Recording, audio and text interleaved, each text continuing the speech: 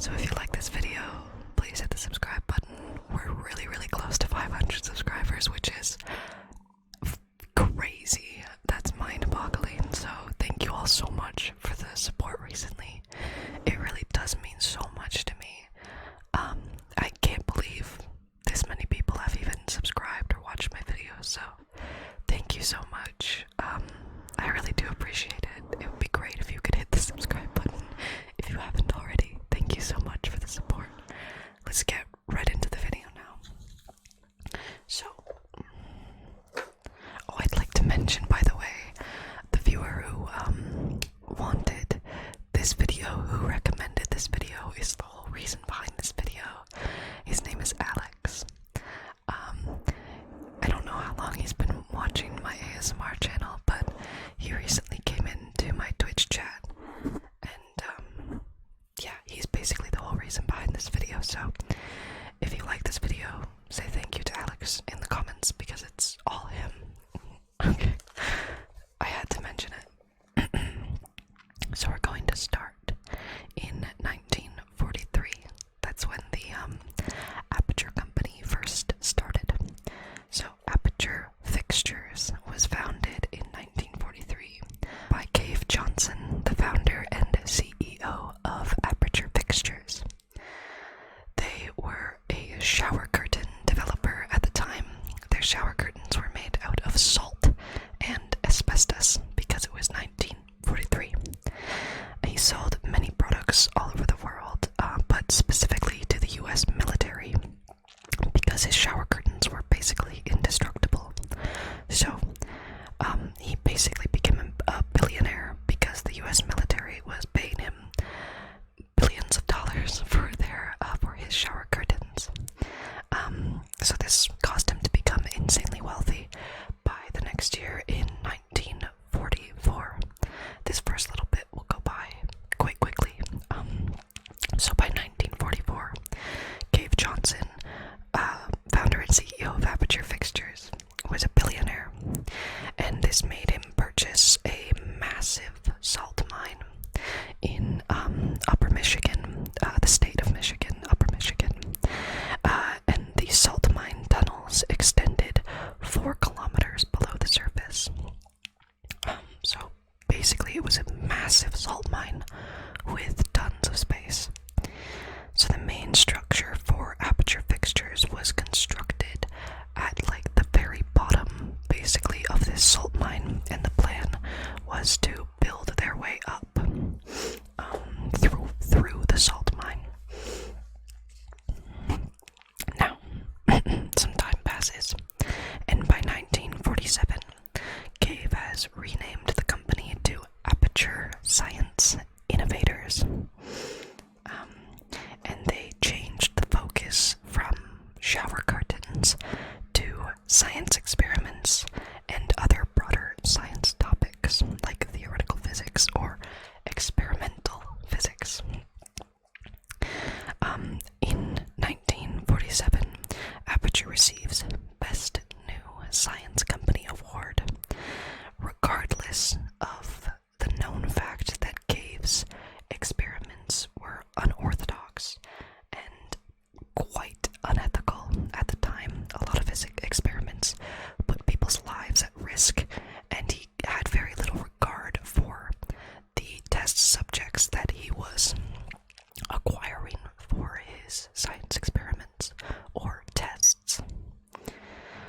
So by the 1950s, the company was prospering. This was the height of Aperture's financial gain, and their reputation was at its peak in the early 1950s because they were selling lots of products, and they were very well known throughout the scientific community at this time. They also had very little competition also in the early 50s. By the 50s, the Aperture Science Enrichment Center was fully established for experimental and testing purposes. You'll see some footage of what that looks like because I have some game footage up. They were basically this huge balls were the enrichment center this is where people would go to test different products that Aperture was trying to sell. So, at this point, Cave Johnson was taking an active role in the company testing via voice recordings and announcements to test subjects. Because Aperture had such a good reputation and Cave Johnson was a billionaire, he was able to hire and acquire people of very high standing in society to participate in his tests, such as astronauts, Olympians, and war heroes. Remember that for later, it's important. Moving on to my second page of notes. So, in the 1950s, Aperture was very much prospering, and they had a very good reputation at the time throughout the scientific and social communities of the United States of America. So, in the 1950s, this is the first time that we hear Cave has an assistant or secretary whose name is Carolyn. Carolyn, remember Carolyn. She will become very important later on. So Carolyn is Cave Johnson's assistant. Sometimes she says something in his voice recordings. You can hear her in the background, or you can hear her agreeing with Cave. She remains loyal to Cave Johnson for the next several decades of Aperture's decline and his decline in health.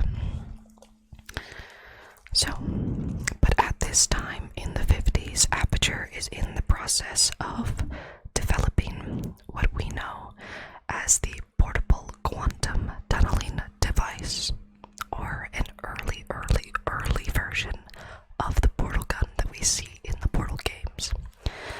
But they had very long names for all their products, so the portable quantum tunneling device was what it was called. They also were testing other products such as repulsion gel, which is a blue substance or element that is very bouncy.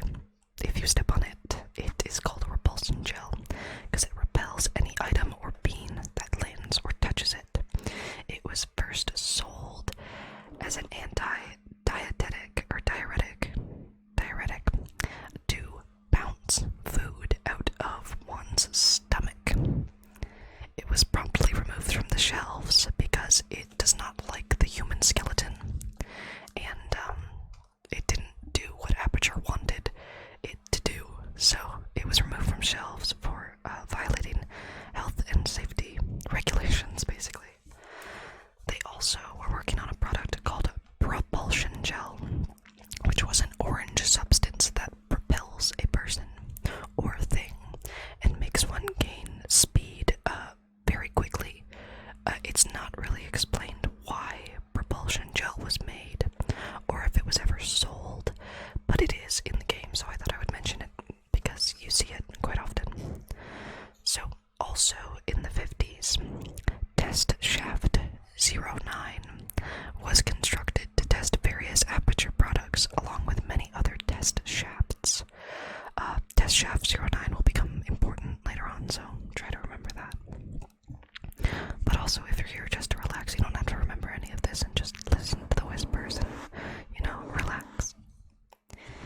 So, by the 1960s, Aperture was going to decline from its financial boom in the early 50s because many of the products failed to make it past the testing stage, and many products that did get it through the testing stage were recalled from shelves because they violated several health and safety regulations, such as the repulsion gel, which probably tore people apart or something. I don't know. It's not made clear what was the reason why repulsion gel was taken off shelves, but if you're swallowing a substance that is going to make the food bounce around in your stomach forever, I feel like it's quite obvious.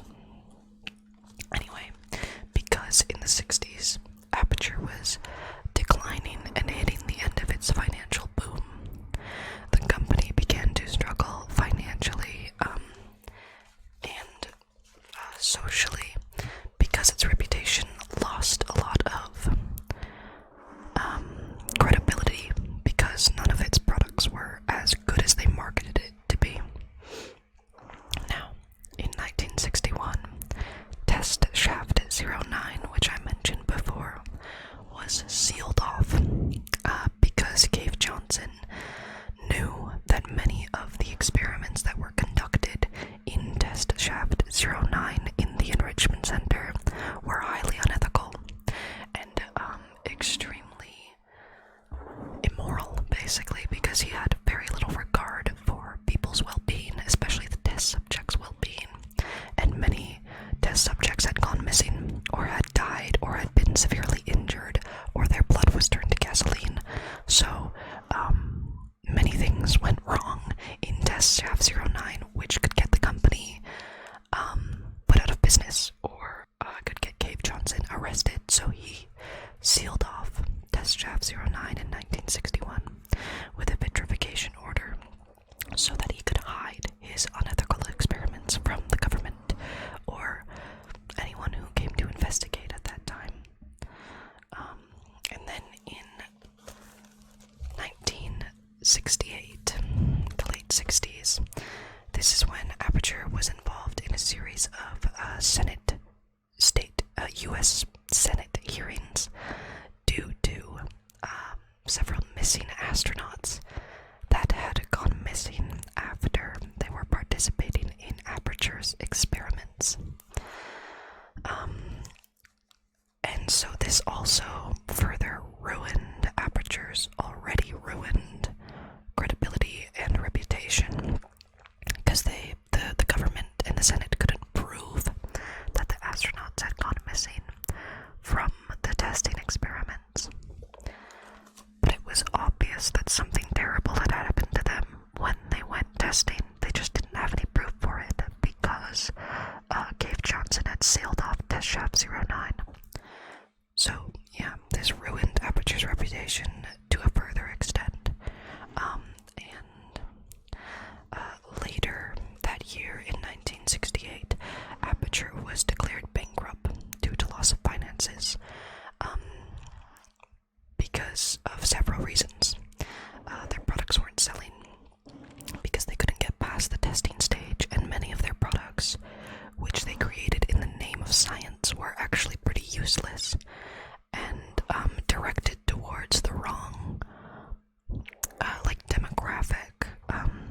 For instance, the repulsion gel probably could have been used in several other ways by people like the US military, but because it was marketed as an diuretic, I don't know why I keep saying the wrong word, it didn't sell well, and then they lost reputation further, because why would you ever sell a bouncy gel for people to drink? That doesn't make sense. So, by late 1968, Aperture was declared bankrupt because their reputation was lost, their products were not selling, and reckless spending on Cave Johnson's part. Cave Johnson, by the way, was not a scientist. He was not a physicist, a chemist, or any of the scientific names you can say.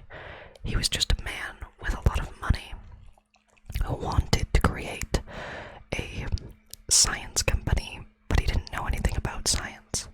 So he hired several scientists, created a company, and said, test things, go crazy, test things. And that's why you come up with all these products that are basically useless, because he wasn't a scientist and he didn't actually know what he was doing. Anyway, by 1968 and the early 70s, Aperture could no longer afford test subjects such as astronauts, Olympians, or war heroes, and those people also didn't want to participate in these tests because of the missing astronauts. So, by the early 70s and late 60s, Cave then began collecting homeless people off the streets and offering them $60 to take part in testing and Aperture's experiments, which were still highly unethical. But because the people he was recruiting were homeless people, unfortunately, the government and the people of America did not care, because these people were unknown.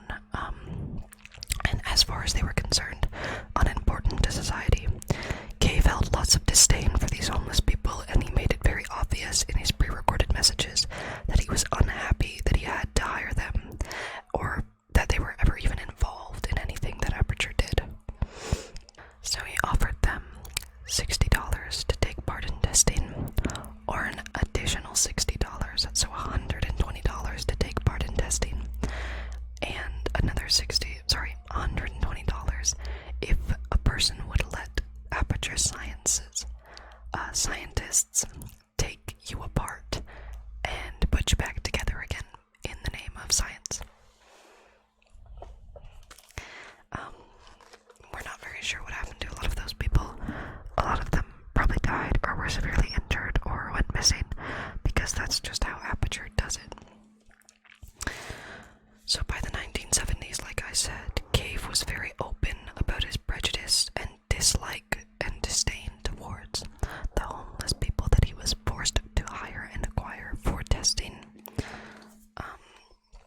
He also, at this time in the 1970s, another company was making its way to the top and creating competition for Aperture.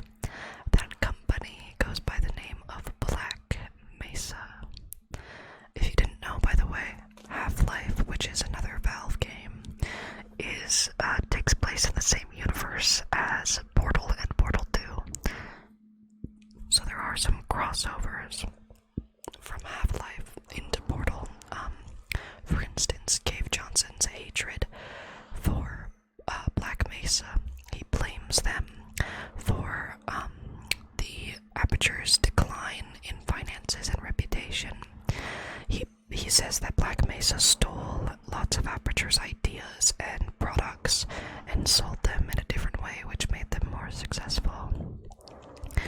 He basically blames Black Mesa for his company's decline because Black Mesa was very successful in comparison to Aperture at the time in the 70s, but he actually had no proof that Black Mesa was stealing his ideas, and he had no evidence and no way to prove that Black Mesa was copying Aperture, so it really just led to nothing, and he kind of sounds a little crazy.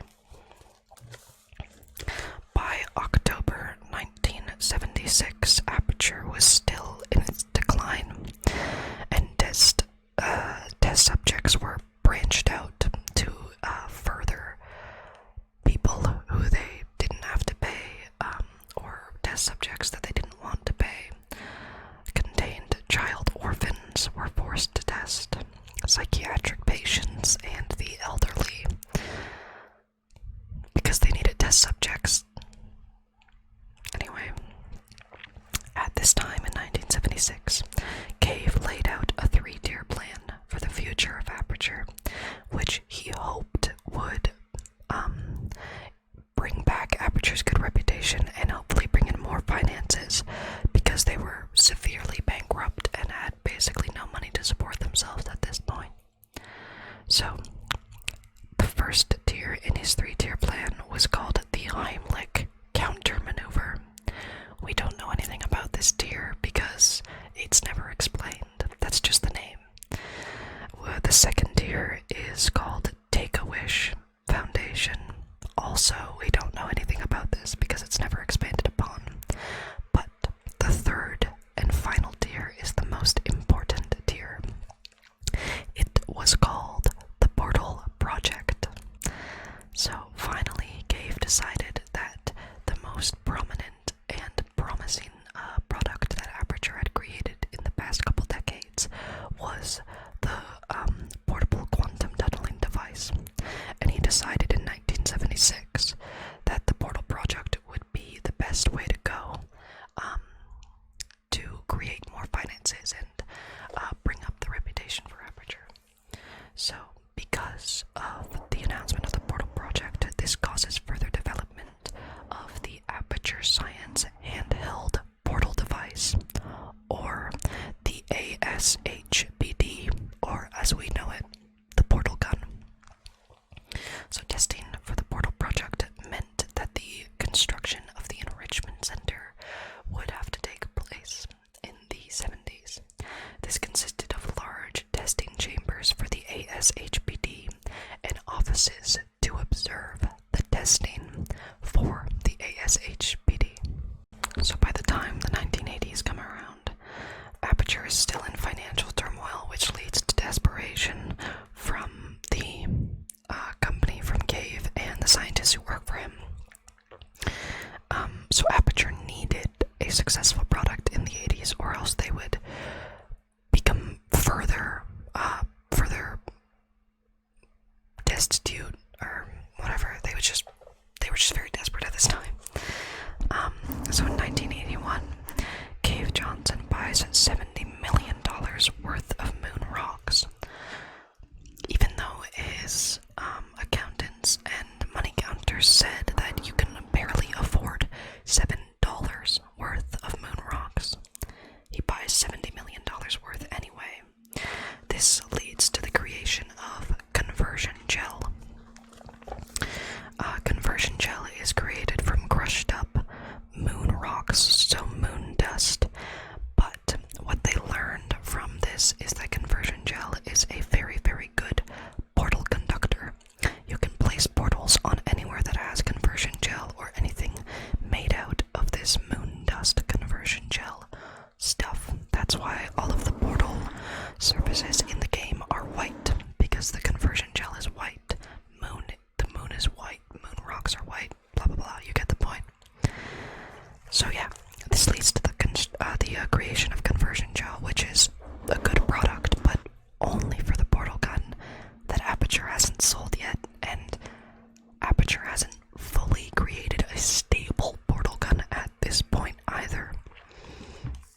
But because Cave Johnson was so desperate to have a good product and to create something new for for Aperture to bring Aperture out of its desperation and financial turmoil, he takes a direct part in conversion gel's creation. But because of his prolonged exposure to the moon rocks, he contracts a fatal illness, which leads to lung damage and kidney failure.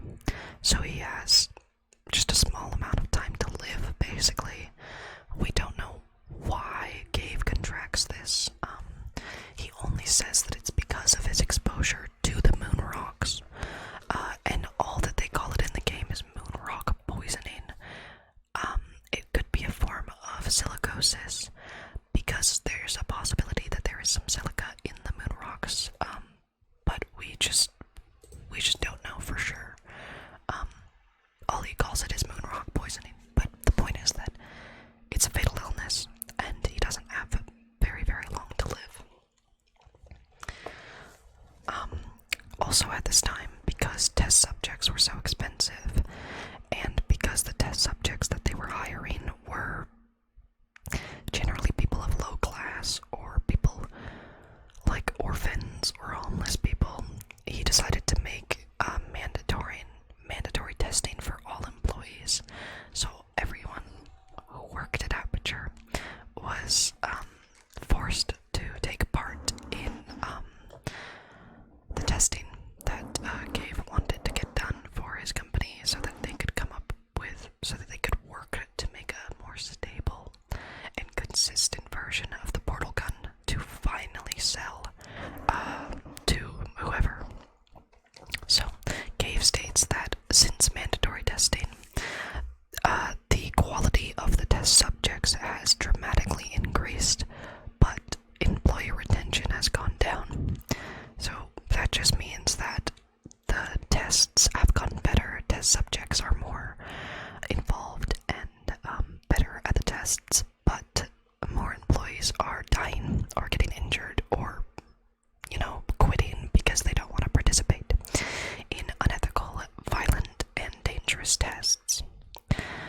At this point in 1981, I don't know if I made that obvious, it's 1981, the pre-recorded messages that Cave is still making became less and less about testing and the test subject, and more so like Cave's own personal audio diary, consisting about his plans for the future of Aperture and the company after his death.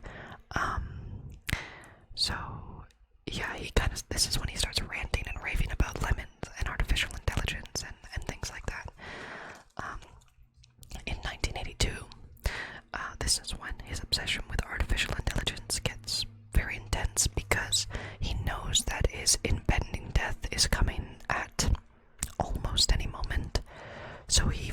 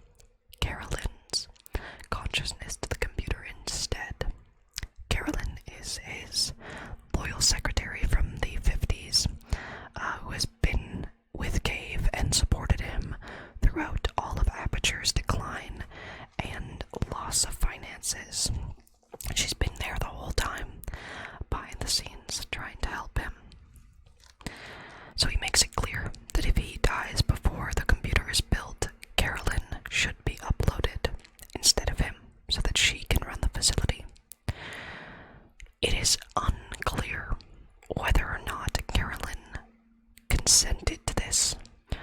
But it seems as though it's unimportant to Cave whether or not she consented. He makes it clear that if she dies, they must upload her consciousness. She must run the facility if he cannot. So it was unimportant, or it was disregarded by Cave whether or not she actually wanted to do this in 1982. But in late 1982, Cave dies from his subsequent moon rock poisoning, while the AI computer is still in its research phase. So Cave passes away in 1982, but Aperture and its scientists continue the company and continue researching AI for the future. So, by 1986, Aperture scientists have constructed the very first genetic life form and disk operating system. Genetic G, life form L, and a disk D, operating O, system S, also known as GLaDOS.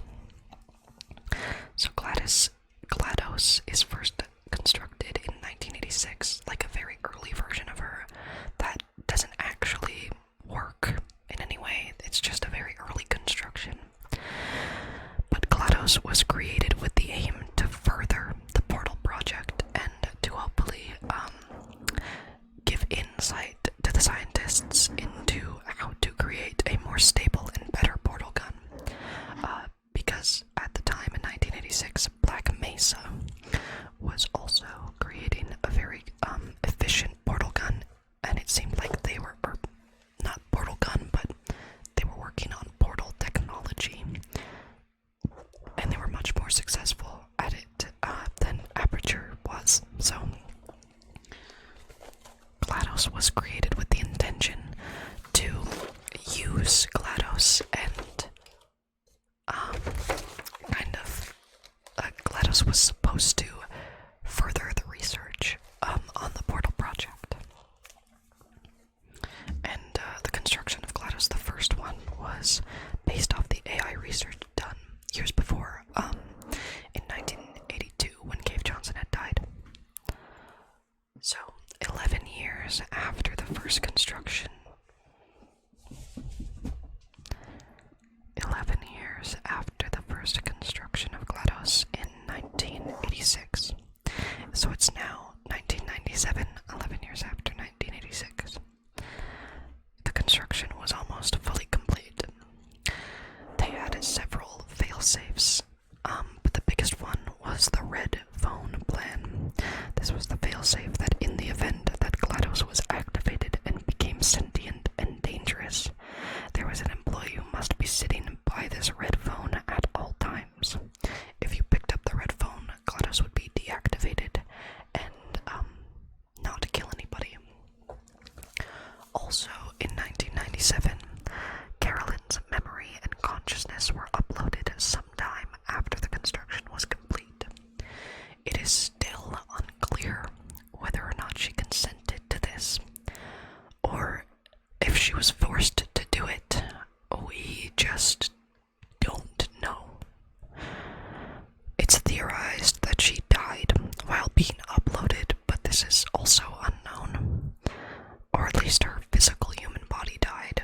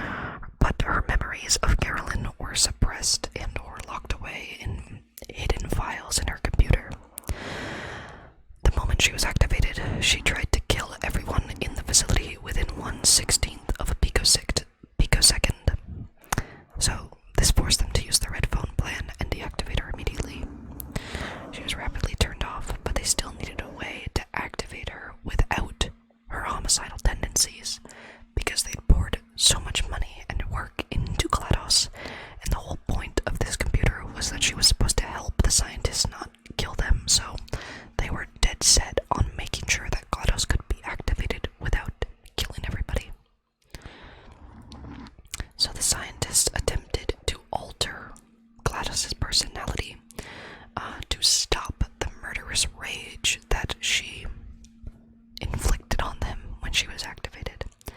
They altered her personality by creating what is called personality cores or personality spheres, and then they added them to her system. These personality cores consisted of things like curiosity, intelligence, happiness, rage, confusion, and finally morality.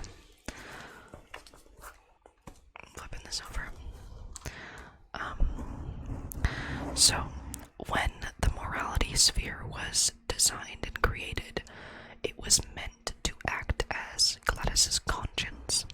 So it was supposed to tell her what's good and what's bad, what's a right decision, what's a wrong decision.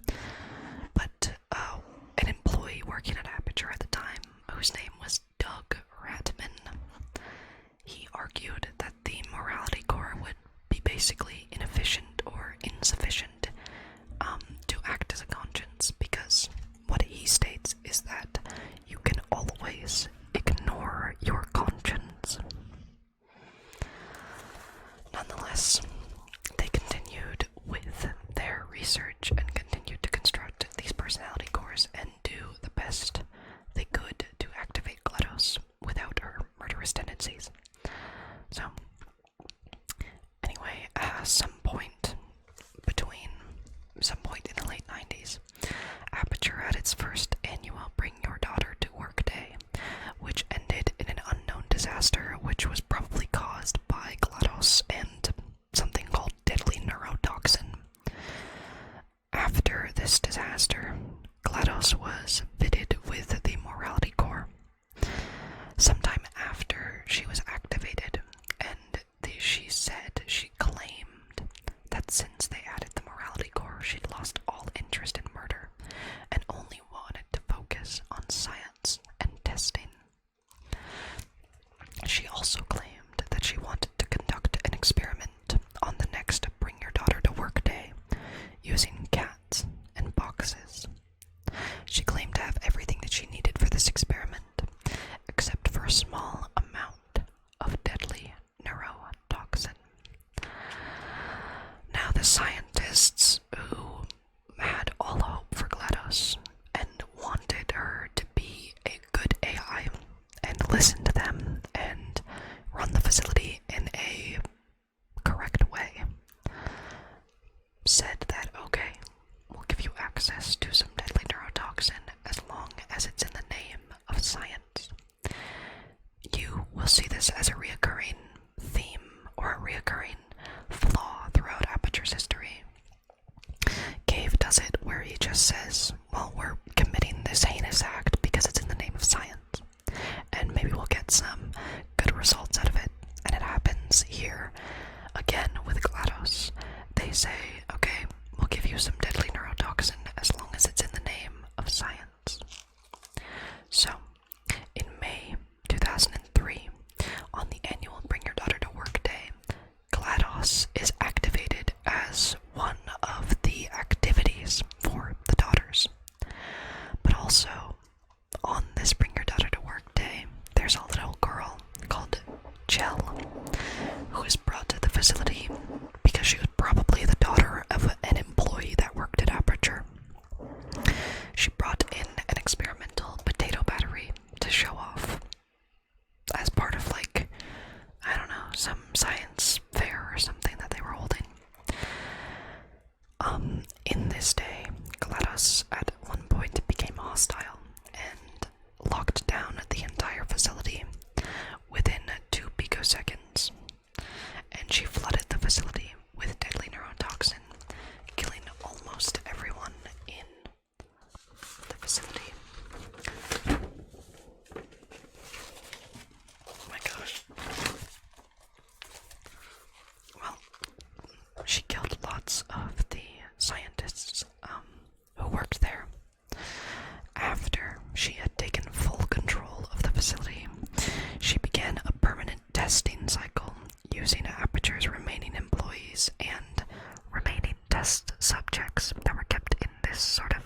cryogenic stasis. Her goal at this time was the same goal that the scientists had given her when she was first created and activated: to beat Black Mesa at portal technology. She unknowingly lost this race on May 16th when Black Mesa opened a portal, but this portal actually resulted in the alien invasion of Earth, which is the whole plot of the Half-Life games. So yeah, they beat her to portal technology, but not exactly in a good way, because it caused like the downfall of humanity. So anyway, all of Aperture's employees had died or were forced to test except for one, which I mentioned earlier. His name is Doug Ratman. Mr. Ratman survived lots of GLaDOS's testing chambers because he would find little rooms, and he spent a lot of time in the back areas of Aperture hiding from GLaDOS, and making his way around in a way that she didn't see, I guess. Unfortunately, Doug Ratman suffered from schizophrenia, and because he was trapped in Aperture with no way out, he had no way to get new medication to dampen the symptoms of his mental disorder, or mental illness, I guess.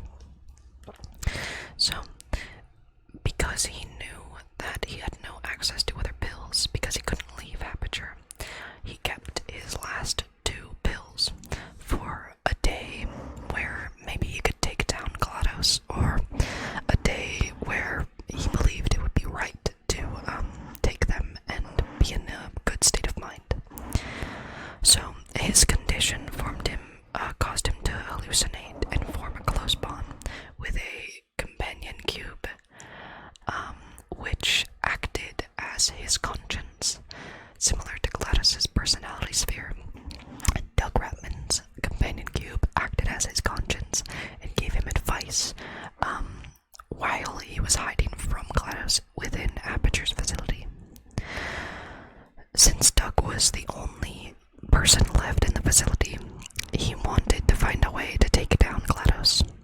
This led him to the file room, where he inspected files of test subjects that were in cryogenic stasis and were on a list for GLaDOS to start testing. He found a file of a girl named Chell. She was completely forbidden from testing because her file stated that she was abnormally stubborn and she never gives up, ever. So Doug put her name at the top of the testing subject list. He spent the next several months waiting for Chell to begin testing, and that's why he saved his 2 pills for the day that she wakes up and hopefully defeats GLaDOS. Okay. So, there is still much more Portal lore, or at least there's more that we can talk about, but that will have to be in a part 2. If you enjoyed this video, please subscribe, hit the like button, and comment down below if you have any theories that you'd like me to explore, or if you have anything that I forgot to mention, please comment that down below. I really hope you enjoyed this video. I'm sorry about my scratchy throat. I love Portal. I love Portal lore. I love playing the games. I love everything about it. So, if you guys want to see more Portal content in the future, just let me know in the comments below. I hope you enjoyed. I hope I mentioned everything that you wanted me to. Yeah, so we can talk about the actual games in another video. But I thought that it would be fun to just